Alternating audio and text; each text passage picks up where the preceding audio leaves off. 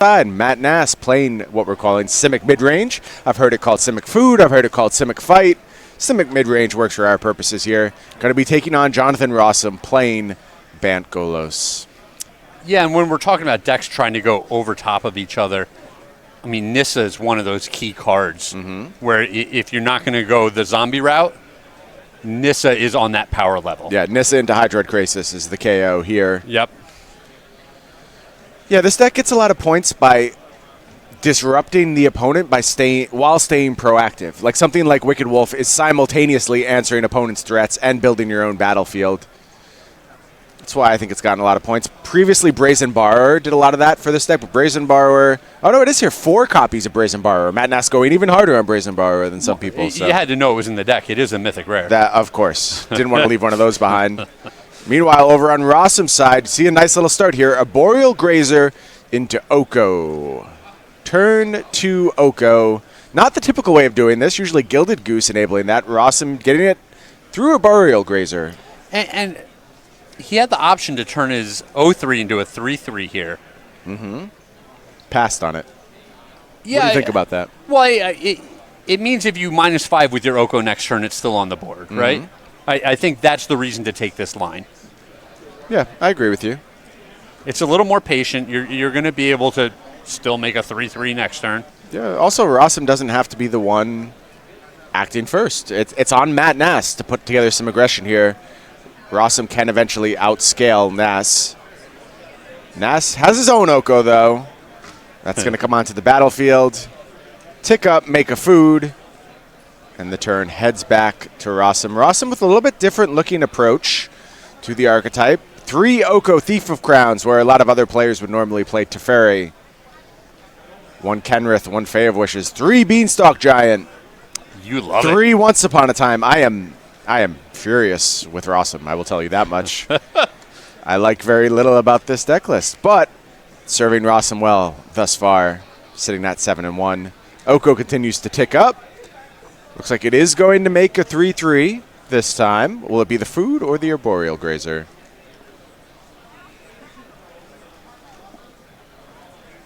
Man, why does it tick up to make 3-3s? Who knows, Craig? The food is going to go ahead and attack Oko. Oko falls to 3 loyalty. And what's Matthew Nass doing here, showing up with his own dice that we can barely see on the board? It's a good question. What, are there no rules anymore, Brian? It's lawless in the feature match area presently. Who let this happen? I demand giant dice. Yeah, fix this now. Someone's going to lose their job here. Right. Heads will roll.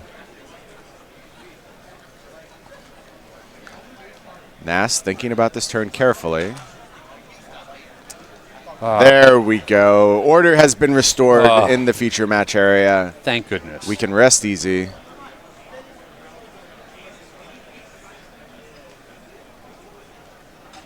Nass plays land number 4. It seems so important to have your Oko on the board first.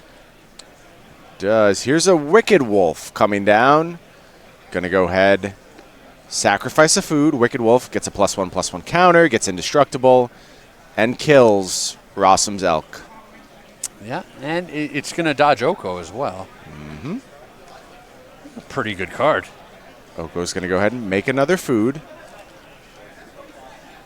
Rosum going to end of turn, crack Fabled Passage. Gets a forest. Just seeing stuff like this, it makes me wonder if Wizards knew that no one could show up with a 2 or 3 cost creature that needed to attack. I don't know, man. Seems like a dubious strategy presently. Yeah, I mean between Oko and a 1-mana 0-3 and the Wolf is just humping on things. Yeah. You can't really play an aggressive mid-rangey deck. The new Reflector Mage. I think you can call Wicked Wolf. Comes down, gobbles up something, keeps the aggression going. Rosum had a nice draw that turn. Field of the Dead off the top of the deck. Well, that's a good start for what he's doing. Absolutely is. Hydroid Krasis, X = 4. Going to take 2 cards off the top. Circuitous Route, Once Upon a Time. Time to deploy Field of the Dead. That engine is now going. How about a zombie token? You see the two guys on that picture? They look like, they're Zombies? no, they're buddies. Mm-hmm. Those are bosom buddies. Okay. Yeah, Jerry and I are definitely bosom buddies Yeah, then. definitely. That's a throwback to an earlier round if you're just joining us. You really had to stick around a long time for the payoff on that one. Hopefully you've been here. The long game. Otherwise, these people just have no idea what we're talking about. And we're idiots. Yeah. No, wouldn't be the first time. So Rosum has things going right now, that is for sure. Oko doing its thing, Field of the Dead doing its thing. Crasises are large. And to me, this game just kind of speaks to what we've been talking about with going over the top of each other's decks. Each turn, each player has done something that's looked very powerful. Mm-hmm. And the next turn, it just seems quaint. Yeah, just completely negated by what the other person did on their turn. I think so. Step one for Nass. Wicked Wolf attacking Oko. Zombie just going to hop in the way there, sure. That resource is disposable now. Oh, yeah, there's more zombies coming. Rosum says plenty more where that came from. Temple of Mystery for Nass. Looks like he likes the top card. How's our follow-up here?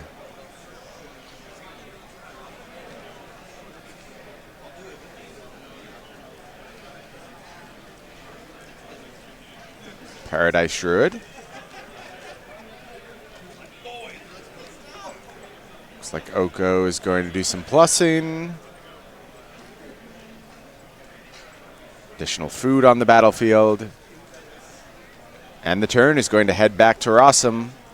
A lot of mana available. Field of the Dead on the battlefield. Huge Oko just sitting there. Draws a Beanstalk Giant. Everyone's favorite. Everyone's favorite card. An additional copy of Oko in hand. Yeah, we haven't spent much time today talking about just how successful Eldraine was from a flavor standpoint. That is true. I mean, it's an absolute 10 out of 10. Yeah, I agree with you. I think not only are the cards super flavorful, they're just beautiful, too. So much beautiful art in the set. Yes. Yep. So many cool themes. I love these storybook cards. I get that some people are a little put off by the cost of some of these premium products, but you don't have to buy them. And if you're not buying them, I think that's fine. And the existence of these cards is probably lowering the cost of the non-premium versions, sure, if that's all you're interested in. I think this is it's fine to offer products to everyone. Certain people do want these premium offerings. If they're not for you, that's fine. Pass on them. I believe one of our fans told us they are showcase cards. Showcase cards. Got it. That's what this beautiful art with all the frilly borders, like we see on that Beanstalk Giant, is officially called. Got it. That Beanstalk Giant is going to get an untapped land. That's going to make a zombie. And follow up from that, we're going to shortcut a little bit. Circuitous route going back into the deck. Couple more guild gates onto the battlefield. So absurd. When what you want to do is just get as much mana onto the battlefield as possible, and just heaps and piles of zombies come along for the ride. Come spewing out of your deck. Yeah. One of those zombies is going to get a little bit bigger. Yeah, why not? I don't like Oko in this deck, Craig. Like, I understand the Oko is being activated a bunch, and it's ostensibly having some effect on the battlefield. Is it actually accomplishing anything, though? In this matchup, I think not a lot.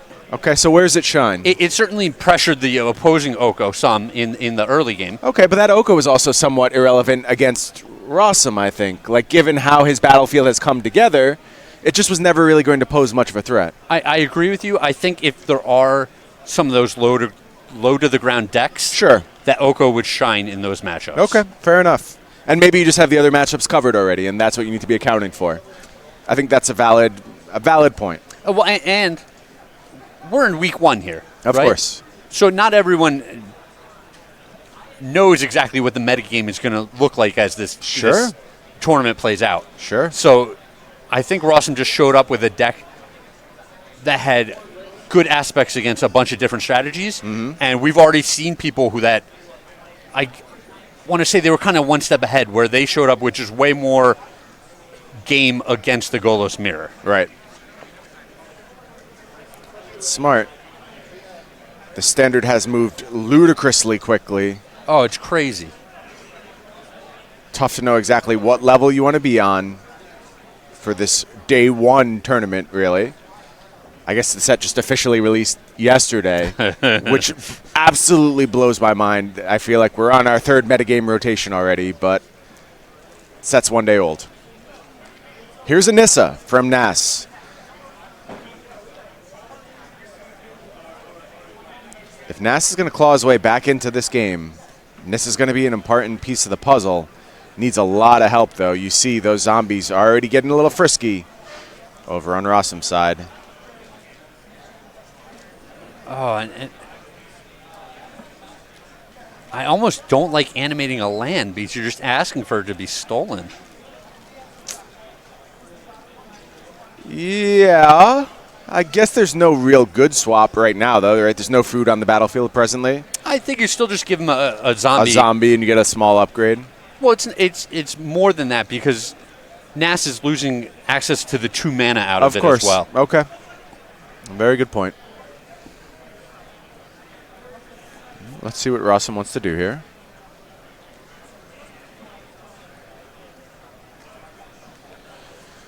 Shifting around some elks. It's like one land can't quite make out what the other card is. Yeah, looking at that, I mean, I say I didn't like the animation, but Nass is just between a rock and a hard place. Sure. Where he has to defend his planeswalkers in order to have a shot moving forward in this game. And not animating the land is basically just sacrificing a planeswalker here. Gotcha.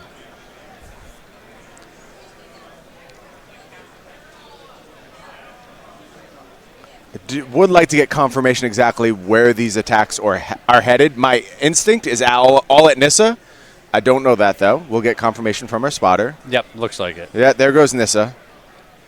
That makes sense. Nass was able to find some profitable blocks, but there's a lot to work through here. He's going to make the zombie for forest exchange. Yep, here's the swap.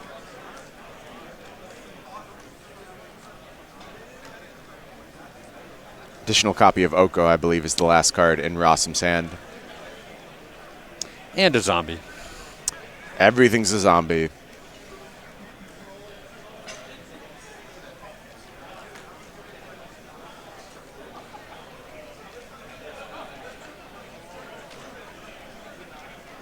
All right, Matt, you've kind of weathered the storm here.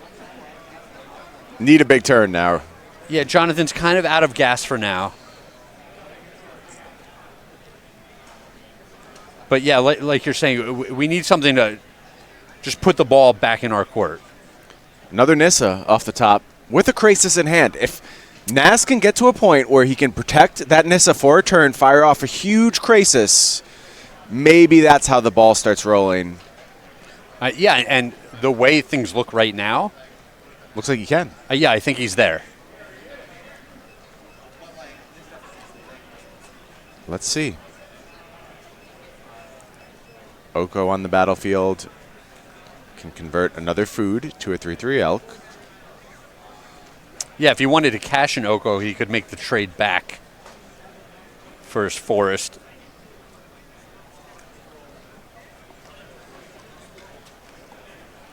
I'm inclined to grab that untapped Grazer instead. Sure, the forest is just so important if you have the Nissa on the board. Yeah. Well, it depends what you're trying to accomplish on this turn. Yep. Yeah, if you're trying to pressure the opposing Oko. We know Rosum with another Oko in hand. Nass does not know that. Step one is going to be cast Nissa. It's going to plus. Temple of Mystery will be untapped. Yeah, and he doesn't want to lose another forest here in this deal. Mm-hmm.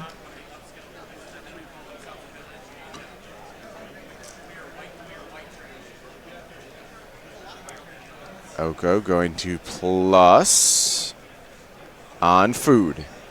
Man, so many elk. Elk everywhere. We are going to fire off some attacks here. Again, I am assuming all at Oko we will get confirmation. Maybe you can make an argument for pressuring, but I like the all at Oko attack here.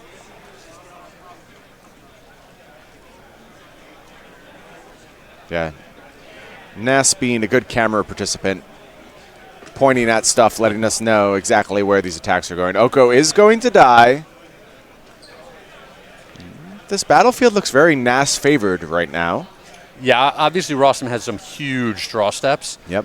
But the way things stand, Nass has done a good job of taking over this game. Let's not forget there is a Beanstalk Giant on Adventure, but the backside of that card is a blank, so unlikely to have any effect on the game whatsoever. 7 mana, do nothing. That's what you're telling us? That is the text. I think Rosum drew... I can't quite make it out. I thought it was a Krasis, but I think we'd just slam if it was a Krasis. So Yeah. instead, it's Oko. It's going to be step 1. Oko just going to upgrade a zombie. Not the biggest play from Oko.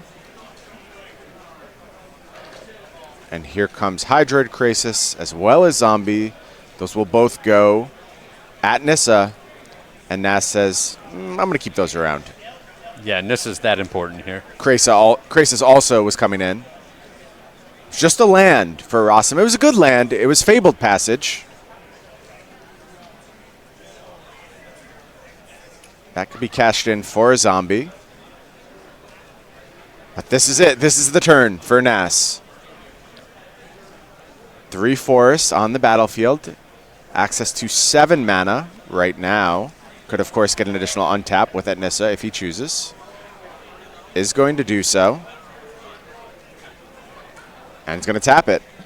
That makes sense to me. 9 mana. Yep. Krasis X is 7. Yeah, he might leave one floating here. Let's see.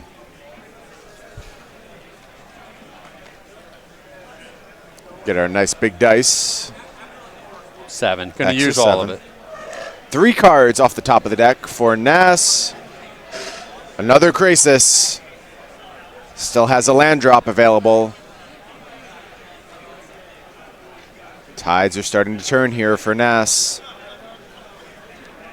Yeah, this is the jellyfish chain, right? That you're looking to set up. When you put Krasis and Nissa into your deck, this is what you're looking to do. This is why I have such a hard time being talked off the 4th copy of Hydroid Krasis in the Bant decks. Sure. Because I just think this chain is so, so critical. Drawing something like Kenrith just doesn't have the same immediate impact. Doesn't lead you as far into your deck as quickly. Definitely. I think it's all about chaining resources right now.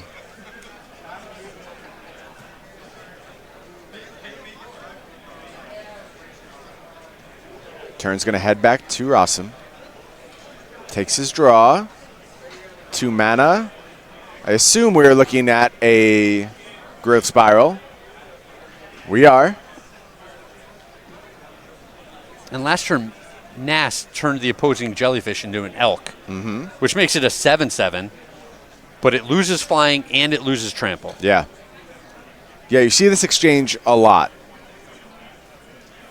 Rosum going to do the same. And that means that Krasis is a 10-10. You were talking about how Oko doesn't seem that great in this matchup. But there is definitely a point where the jellyfish look at each other and being able to turn it into just a creature on the ground for the zombies to get in front of the whole game Absolutely. is an effective strategy. I agree. That's impactful.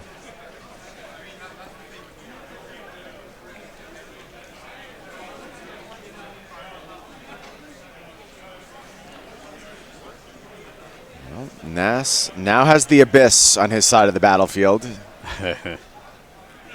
It's going to make some routine attacks. Zombie more than happy to jump in the way. Nass going to take 2 damage, falling to 21 precarious life total. And I just have to tell our fans at home, our viewers, if these are the decks that you want to play at your next event, I have no problem. I don't blame you. I'll probably be playing Golos at my next event. Sure. But show up with all your tokens. Probably a good idea. Be ready for this type of stuff. Have some sort of elk counter. Have a big bag of dice. Don't be the guy who's always asking the people around him for another D6. Right. Yeah, this deck asks a lot of you. Be ready for it. So here is Hydroid Krasis for a extremely large number. That's going to chain through Nass's deck. Bunch more resources headed his way. X equals 8 on that Krasis. Another untapped of a forest. It's going to cast a Gilded Goose, and now this battlefield is a nightmare. An utter, abject nightmare. Oh, he's swapping back. Gonna take that forest back. Oh, how absurd is this board? There's gonna be a lot of this.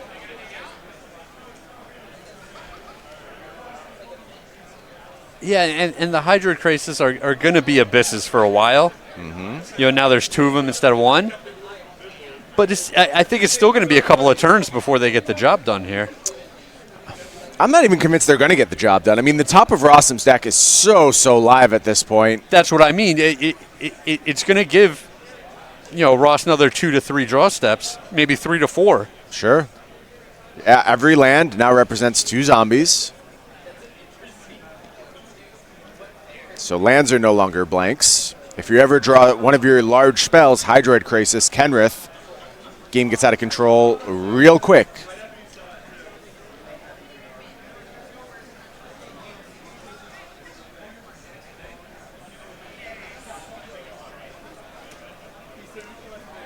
That Beanstalk Giant, surprisingly still on an adventure. Not wanting to cash that one onto the battlefield. There's 5 mana for Golos. Golos goes to get 3rd Field of the Dead, 3 zombies now. And ready to be activated. Ready to be activated, and this is where things are slipping away from Matt Nass. You have a window, you need to act in that window. That draw may have closed the window. Well, and it's just kind of like, for someone who's got 40 power or more than that on the board, to say that the game is slipping away is just so crazy. But that's the world we live in. That's the format. Yep. 3 cards off the top. One's a land, one's a circuitous route, one's a Beanstalk Giant. That means we're going to be looking at a lot of zombies. Yeah, they're all coming. Oko's going to make food come alive. Time for some attacks. With the squad, everything's exposable at this point. You have all the resources in the world if you are Rosum. More than happy to make some chump attacks like this. Yep. And Rosum does have the 1 Kenrith in his deck. Right. Which could potentially be very live at some point in this game. Yeah, that would be a nice find with the Golos for sure.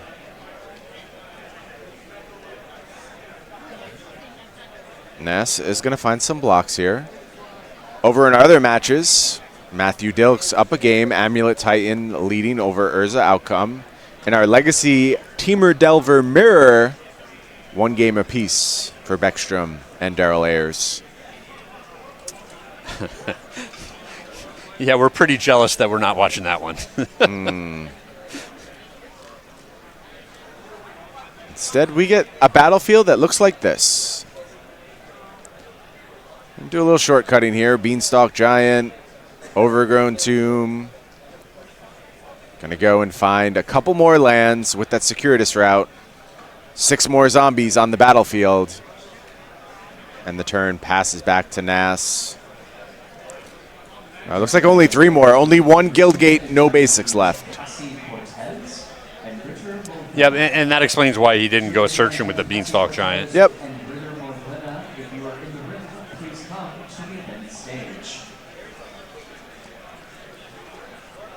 So, we are back to Nass's turn now.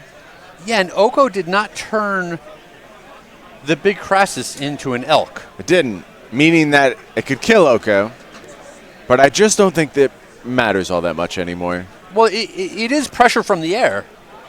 It probably will not matter. I agree with you. I just feel like this game is over on the next turn somehow.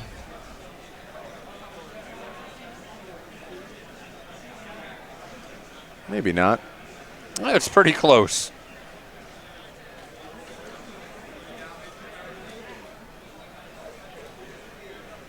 Nass gonna pull out the calculator, figure out if he is still alive.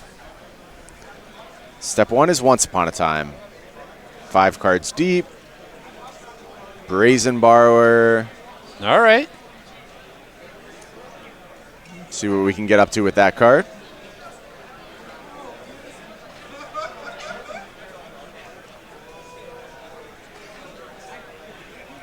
What a mess. An absolute mess. Just not enough room for all these permanents. Oh, man. I mean, look at this board. Brian, I just love it. It's so ridiculous. I just don't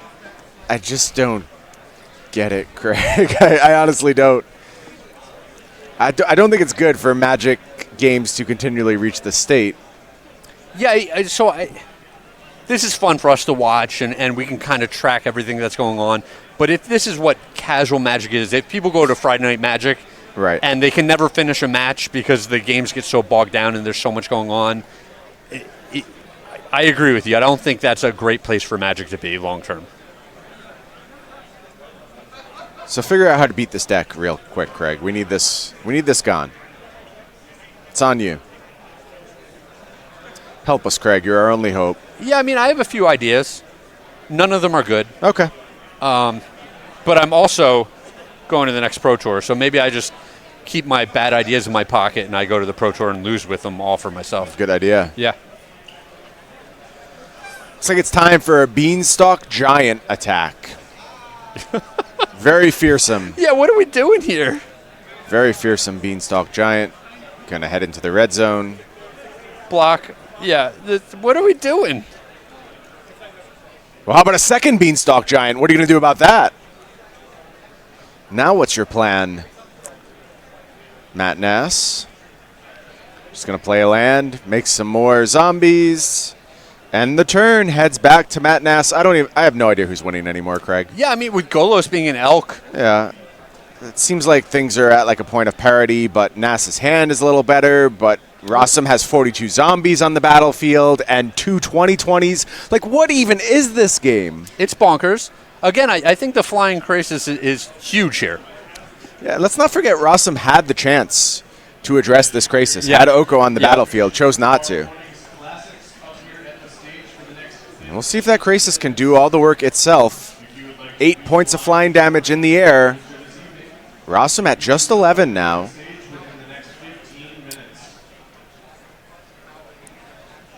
And Nass also has the Brazen Borrower. Here comes Questing Beast as well. Not quite as strong with those Beanstalk Giants around, but... And he can use the Brazen Borrower to bounce his own Elk Crassus. Right. That's an interesting one. Let's see what Rosum has on this turn.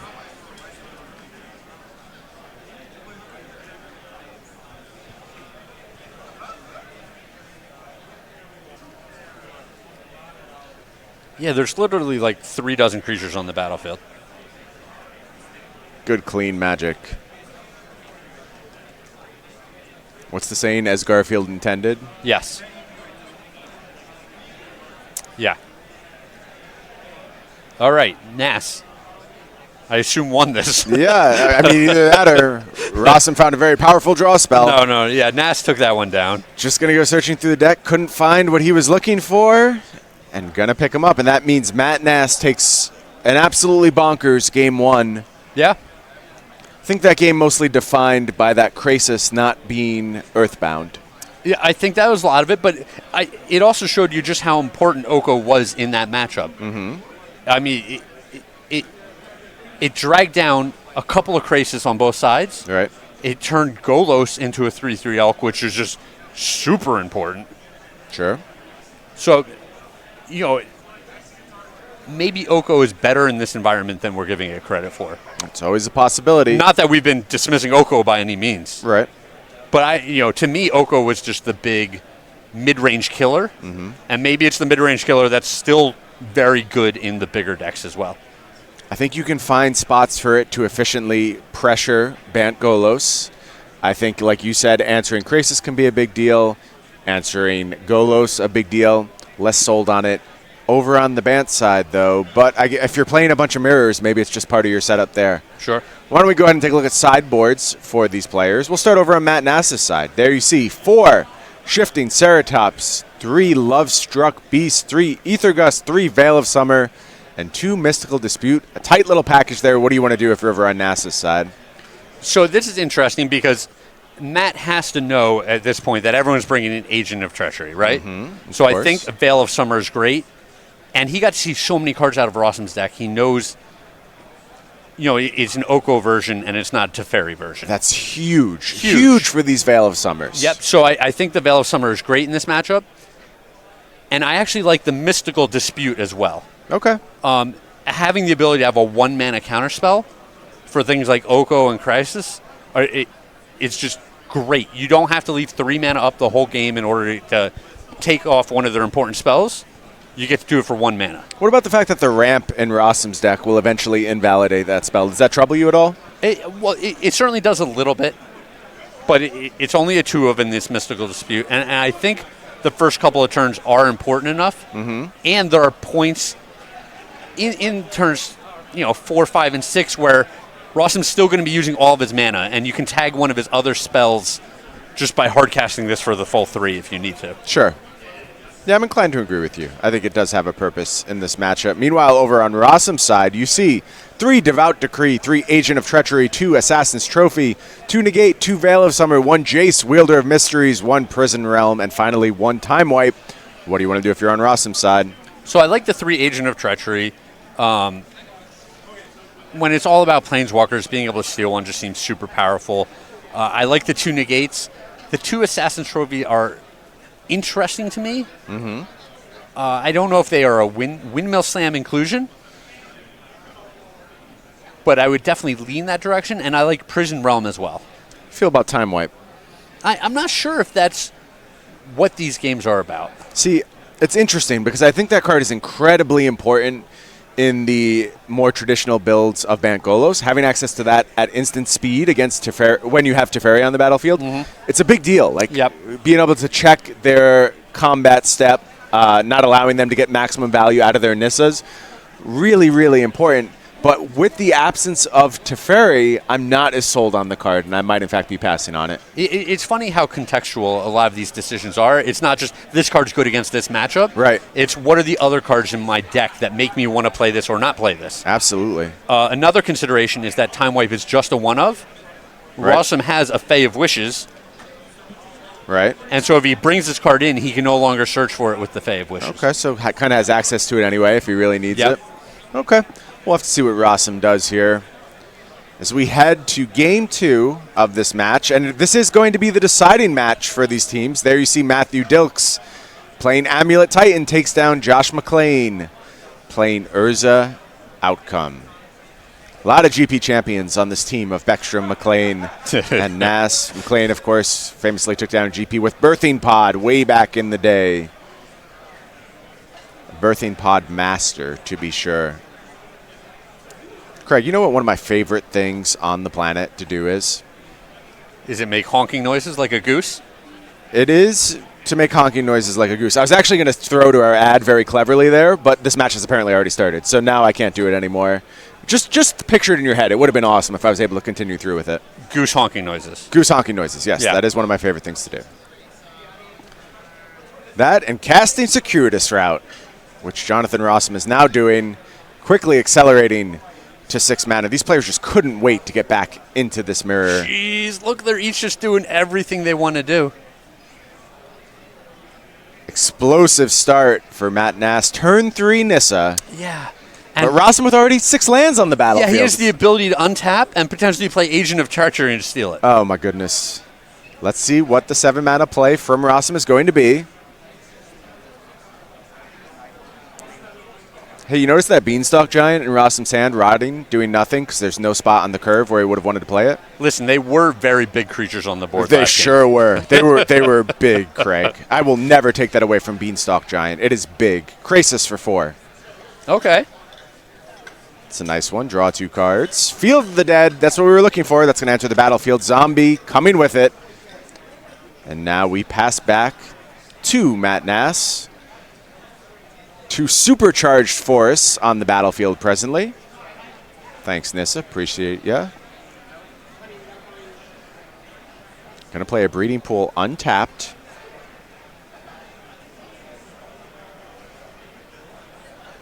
And it is time for Wicked Wolf. Made of food with the Gilded Goose. Going to eat the food. And Krasis going to hit the bin. Plus some more on Nissa. Ooh. And this is the aggressive side of the Simic midrange deck, and they love playing this role in this matchup. Super aggressive. Yep. Rosum under some early pressure from these lands. Turn's just going to head back to Rosum here. Ooh, I think that was a Realm Cloak Giant. That's a nice one here.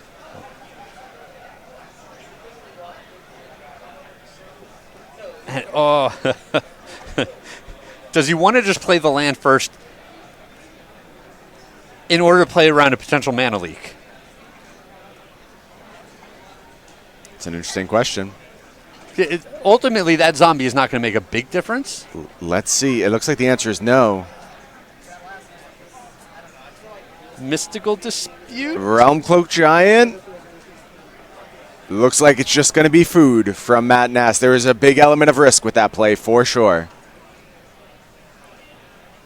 Now Realm Cloak Giant going to head out on an adventure. Untap Temple Garden. There's Justin Parnell. Now it's time for Beanstalk Giant. And just to make sure that everyone's on the same page here, the goose made another food. The wolf ate the food to be indestructible until end of turn. Correct. Thank you for making that nice and clear. Nissa about to head to 8 loyalty. And that ultimate's pretty good in this matchup. Let's see if we're headed that way. Let's take a look at Nissa, who shakes the world. Yeah, a lot of text. I don't remember.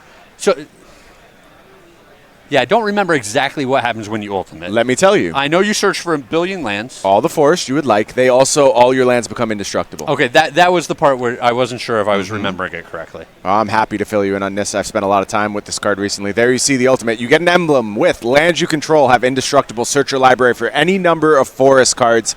Put them onto the battlefield tap. Then shuffle your library. Nass with 17 forests total in his deck. Wow. Yeah. Nass says, I'll show you how to ramp. So still staying aggressive is Nass. Going to go ahead and attack with that Nissa animated land. Happy to trade it off for a zombie. Rosum's life total starting to get a little precarious now. A lot of mana available, though, for Rosum. Looks like Krasis in hand at the ready.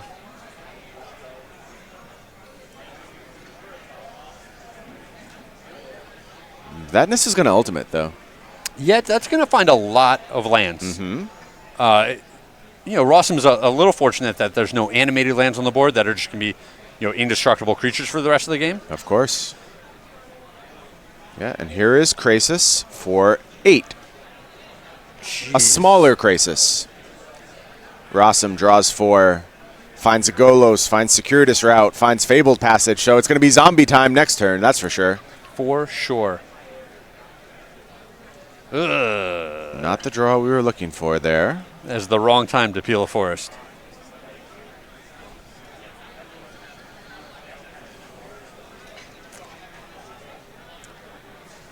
I mean, the back and forth between these decks is so fun. Just everyone doing ridiculous things every turn.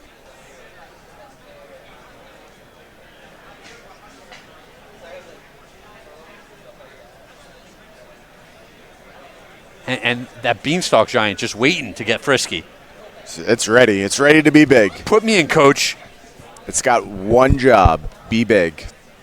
And it does it well. It doesn't even do that job very well. Well, look, I'm trying to give Beanstalk Giant some credit here. I can't just trash the card all day long. You have been, so clearly you can. and I think you're mostly right as well. Well, even a blind squirrel finds a nut from time to time. And you see Rosum going to have to make a block here on that questing beast, sitting at a precarious 5 life.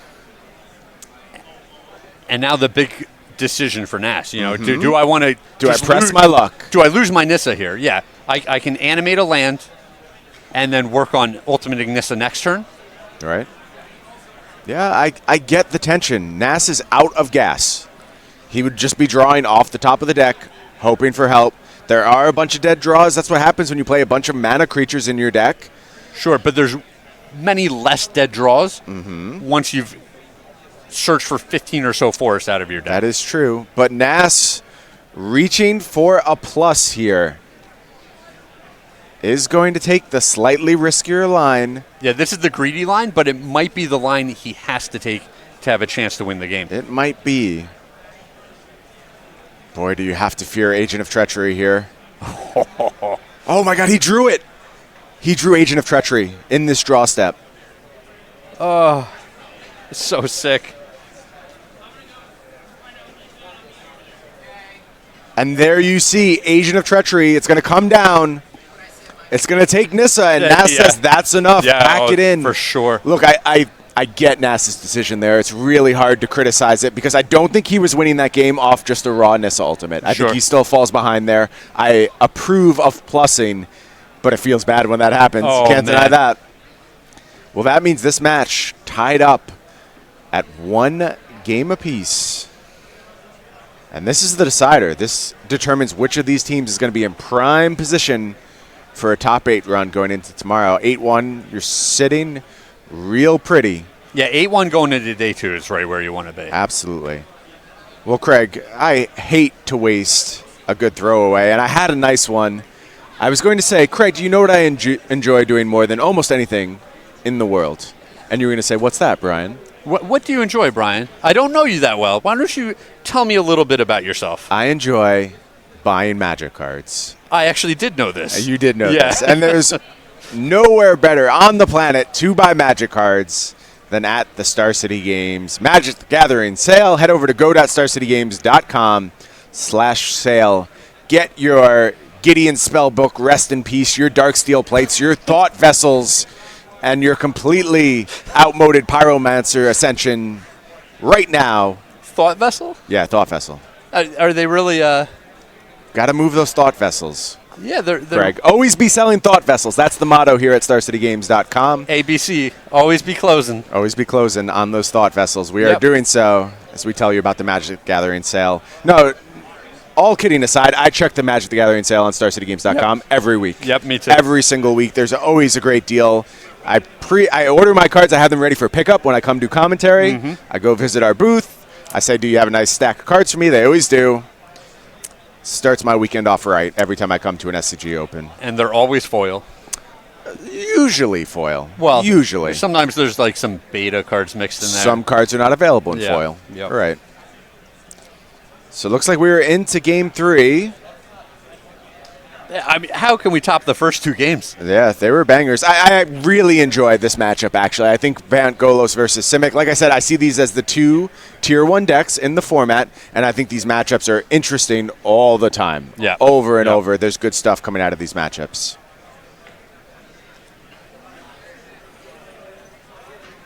Nass going to start off with some free spells. Once Upon a Time. If it's free, it's me, baby. Trying to figure out exactly what to take here. Yeah, and it looks like they're going back and forth between a Crassus and a Wolf.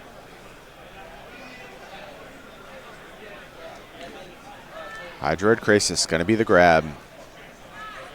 How's the rest of turn 1? Just Forest Pass. The Goose is not loose.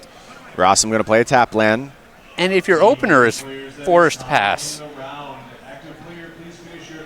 Tap land pass. is it possible that you shouldn't have played the Once Upon a Time until the second turn? Well, you're looking for Goose. Yeah, I guess right? if you're looking for Goose, or even if the best card you hit is a tap land, Yep.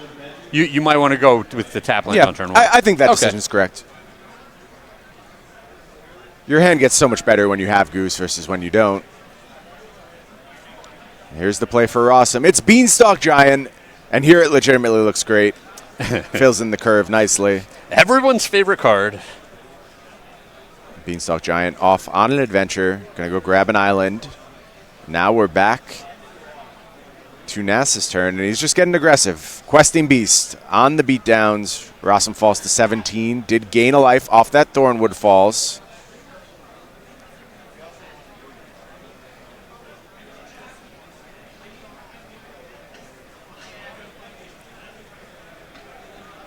Rosum going to deploy a land here.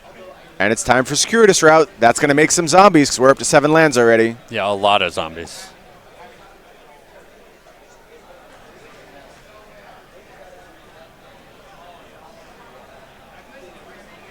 Next play from Nass. Wicked Wolf. That means Rosum going to take another set of beats from this Questing Beast. Falling down to 13. We'll get those life totals updated for you. Don't worry. There you see, 13 for Rosum. And there's a nice follow-up. It's Golos. Well, I think we're working with another Field of the Dead in our hand here. Oh, boy. Am I right? Oh, yeah. We are. 5 new zombie tokens enter the battlefield. Questing Beast doesn't care too much about those. Does not care. Let's see if Nass can find some damage. Assassin's Trophy on Questing Beast. That's a big play from Rosum. Questing Beast is going to eat it. Nass goes and finds a basic island.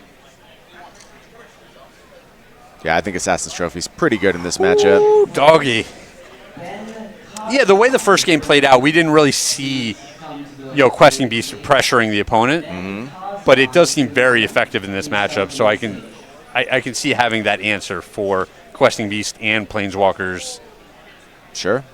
Decent reload here from Nass, but the problem is when there's this many Field of the Deads on the battlefield, how are you supposed to keep pace? Like at some point, you're just going to get outscaled. No real reset button in Nass's deck. You need to be doing things early. You need to have your Planeswalkers early. Nass did not this game. Once Upon a Time, going to be cast by Rosum. Finds a Krasis. And I think this one is starting to slip away from Matt Nass.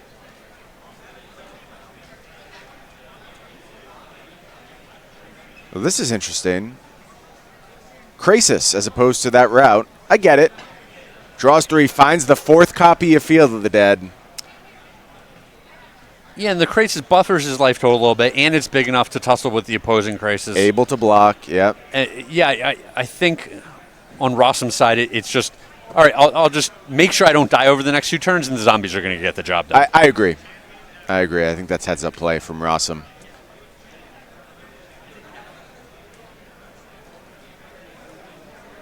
Also, now when he casts Circuitous Route, he's going to get 8 zombies from it. Producing at least 12 zombies on his next turn is Rosum. Who needs Scape Shift? Oh, man. Sideboarded out that card all the time anyway. Who cares? Yeah.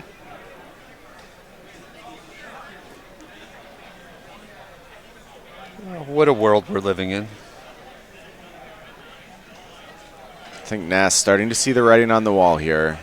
Going to need some real help in these next few turns, and I just don't know what there is. We've been wrong before, I'll say that. Oh. Wicked Wolf on Zombie doesn't feel great, though. Take that. Not the most profitable exchange. Yeah, I think Nass's face there was kind of telling the whole story. Nass does have Brazen Borrower at the ready. Oh boy, this is a lot of mana. think this is just a Golos activation. Starting with Golos. How about another Golos? How about a Realm Cloak Giant? Field of the Dead in hand, interestingly enough. Could have played that first. Likely weren't going to find a better land than Field of the Dead. Yeah, he's got another Golos on backup. Why not send this one into the red zone? Sure, makes sense to me. A lot of conversation about it. There's no bad decision here, right? You do reach that point with these Bant Golos decks where you're like, it doesn't even matter what I do anymore. Yeah. Like, I could do the wrong thing every single turn for the rest of the game, and I would win easily. Yeah, he's saying, hey, teammates, what's the most optimal line here? And they're saying, Who cares? Yeah, dude. Do whatever you want. It's your party. This is just your victory lap now. Yeah. Oh, Rosum can actually still cast the Circuitous route, should he choose. It's pretty wild. We're in turns now, turn 0. I don't think there's a lot of turns left in this game anyway. Nah, the zombie apocalypse is upon us. Does feel that way. Nass going to take a good chunk of damage here. Rosum loses some zombies along the way, but he's got those in spades. We're just going to go ahead and Wrath, clean it all up. Yeah, I thought he might just want to play just a 7/7 there. Yeah, I think, again, I don't think it actually matters. I think you can do basically anything at this point, and you will be fine. Growth Spiral is step 1. That's going to put 4 zombies on the battlefield. How about 4 more zombies? How about 4 more zombies? Like I said, there was no wrong path to take here. Get a Scry, why not? Take a look at the top of the library, see what it has to offer. Yeah, I didn't even realize that Nass was dropping to 4 life. Yep. No, there are already a lot of zombies on the battlefield. Nass going to deploy the Lonely Brazen Borrower. Yes, get him! And that is going to get the handshake, and that means the team of Ayers, Dilks, and Rosum moving on to day 2, 8-1. Good stuff from the Bant Golos deck there. I mean, we said it all day. That is powerful, powerful magic. Bigger, bigger, and bigger. Yeah, and I mean, it wasn't like Nass was just sitting there doing nothing. His game plans were explosive as well. Yep. He had a Nissa ultimate he could have done one turn, and it was just meaningless. It would have done